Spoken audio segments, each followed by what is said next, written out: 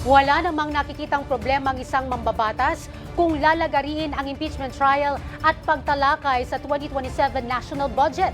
Umaasa naman ang prosecution team na magiging patas ang COA sa investigasyon kaugnay sa umano'y maling paggamit ng confidential fund ng bise. Si Bien Manalo para sa buong detalye.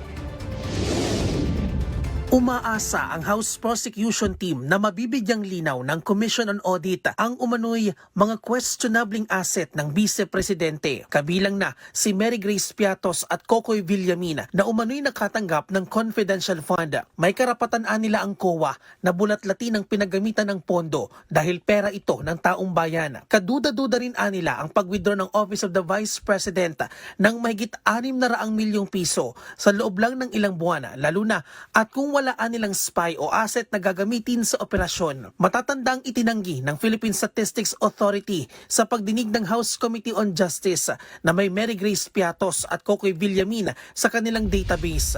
Actually, paggamit ng aliases, hindi naman talaga illegal yun. Allowed naman yun eh. Oo, dahil confidential. Pero kailangan mapatunayan na ito talaga natanggap. Kaya nga meron po yung proseso. At yan po sinasabi kong proseso, yan po yung nakalagay sa COA circular.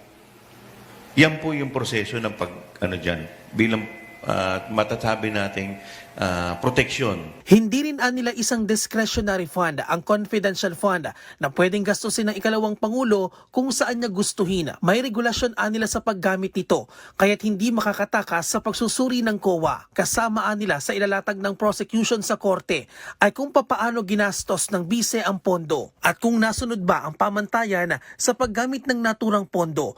Alinsunod sa Joint Circular No. 2015-01, ipinasabpina na ng Senate Impeachment Court ang dalawang state auditor ng COA para tumestigo sa umano'y misuse ng confidential fund.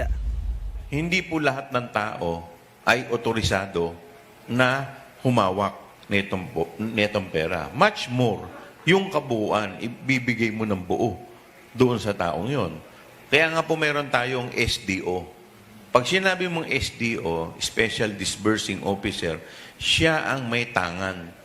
Siya ang may pananagutan. Samantala, wala namang nakikitang problema si House Trial Spokesperson at Lanao del Sur Representative Zia Alonto Adjong na lagariin ang paglilitis ng Vice Presidente at ang pagtalakay sa 2027 national budget. Bahagi aniya ng tungkulin ng Senado at Kamara ang mag-multitasking. Kinakailangan lang aniyang ayusin ang schedule at tukuyin ang mga taong tututok sa budget at paglilitis. Inaasahang sa August 15 may susumite sa Kongreso ang 2027 National Expenditure Program. Para sa totoong balita sa Bagong Pilipinas, Bien Manalo para sa 13 sa tanghali ng Congress TV.